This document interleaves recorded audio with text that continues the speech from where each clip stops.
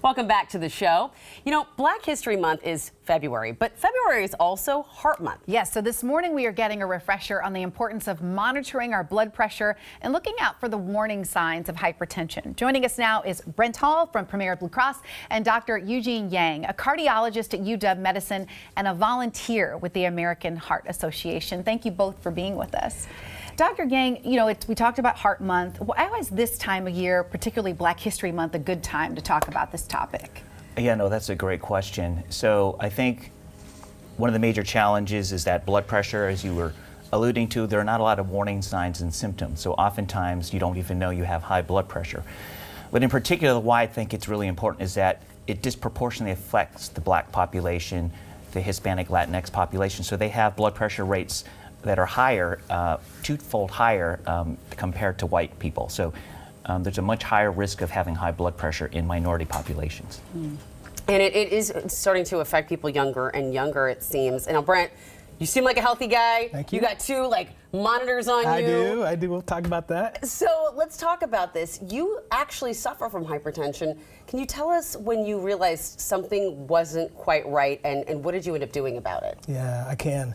So first, I live a busy life. So going after my dreams, becoming a hydroplane racer. I'll be a rookie at CPAIR this year. Wait, do you say hydroplane racer? Yeah, racer? I did say hydroplane. You did not mishear that? No, you did not. I'm a hydroplane racer going 180. Yeah, and then I work in healthcare, and you know we're working lots of hours to make healthcare work better. I'm a dad, I'm a husband, and you know, basketball coach. So all those things together, I live a busy life. Yes. But at the same time, there are times where I feel just a little bit of tightness in my chest. I was like, huh. And I know sometimes you don't see symptoms, but this time I felt it, and I felt that.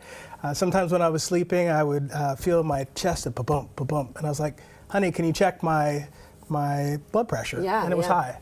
So I realized I needed to see the doctor, and I went and saw the doctor. We did EKGs, we did stress tests. Heart's younger than my age, and he just basically told me I need to lose some weight. And I said, okay, well I can do that, and it'll make my boat go faster too. But I needed to lose some weight. There was the motivation. Yeah. I love that. So what advice, what have you found most helpful in managing your hypertension? Like, what advice would you give people on like the best things they can do? Sure. Well, obviously, number one is go see your doctor. I think that's the number one thing. But, you know, I have a boss who always talks about you can prove things with facts and data. So I'm always trying to figure out like what can I measure. So, you know, I measure my exercise and you know how much I'm exercising. I measure how much food I'm eating. Water seems to be a big one, and then the last one is just sleep. So this sleep? is yeah, so sleep. This is a sleep Yeah, monitor? it's called WOMP, and that's the name of the company, and it measures like your resting heart rate, your recovery, how much strain you're putting on the heart. And so for me, I just needed some extra data points to say, how are we doing? So as I measure those four things, when those are in the right place, I usually notice my blood pressure go down. So I keep focusing on that, and then regular checkups with my doctor, but it gives me something to go after. No, that's important. Dr. Yang, what is normal blood pressure range, and how can we determine, you know, when we need to seek out? I know that Brent had mentioned his heart was pounding. We're not talking about like a palpitation. We're talking about pounding. Tell us about that. Yeah, so I think, you know, Brent's a little bit unusual that he had symptoms because most people don't really have any symptoms. But you know, really knowing your numbers is important. Okay. And so there are several ways that you can do that. So, you know, one is to have measurement devices at home, like a home blood pressure machine, or going to your physician to get your blood pressure measured accurately. So what is considered normal is a blood pressure below 120 and less than 80. And then you can see here on this chart that elevated blood pressures between 120 to 129. Where you need to start being a little bit more concerned is when it's in the sort of a higher range, which is sort of stage 1 hypertension when the blood pressure is above 130. Yep. So stage 1 hypertension is defined as a blood pressure at the top number between 130 to 139, or the bottom number between 80 to 89. And then it becomes very concerning when it's very high. So you can see at the bottom of the chart, when the blood pressure is above 180 is a warning sign that you might need immediate medical attention. And sometimes you hear people say, okay, well, I was at the doctor and I had this reading, but I was just nervous. I mean, I don't know, how skeptical of that should we be? No, that's a real finding. So we call it sort of white coat hypertension or the alerting response. And so oftentimes you are very sort of stressed when you go to the doctor's office.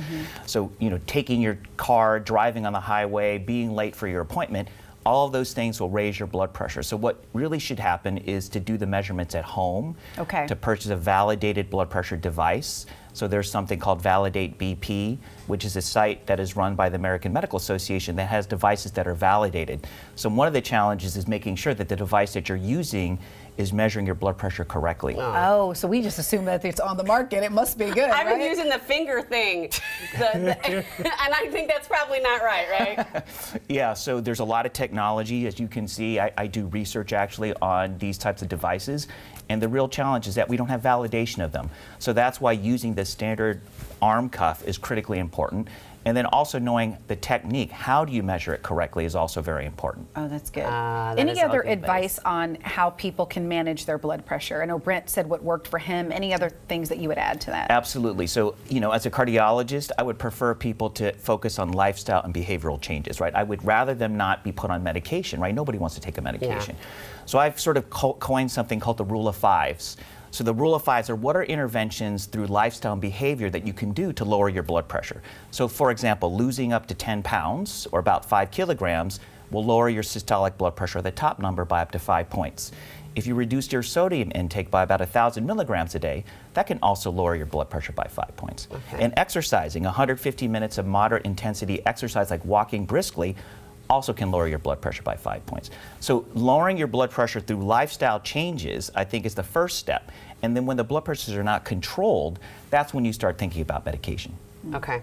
Before we let you go, thank you for that, Dr. Yang. Brett, I just have to ask you, will you tell us quickly why you decided to share your journey and what you hope people will take away from it? Yeah, for me, it's about education. I really want to make sure people understand that sometimes you won't have symptoms, and hypertension is known as the silent killer, and we just want to make sure that people out there understand, meet with doctors like Dr. Yang, and really do their best to put their best foot forward and take care of their health. Brent, Dr. Yang, thank you so much. Hey, okay, punch it in. You are going to kill it. Oh, yeah. At Seafair, we cannot wait to follow you. We're so excited. Thank you all so much for sharing this information. And if you'd like to learn more about what we discussed today, you can visit the American Heart Association at the website right on your screen. All right, well, it's almost the lunch hour. I don't know about you, I'm getting hungry. So up next, we're going to take you to one of the restaurants being featured in Black Restaurant Week. Stick with us. This portion of New Day Northwest is sponsored by Premera Blue Cross.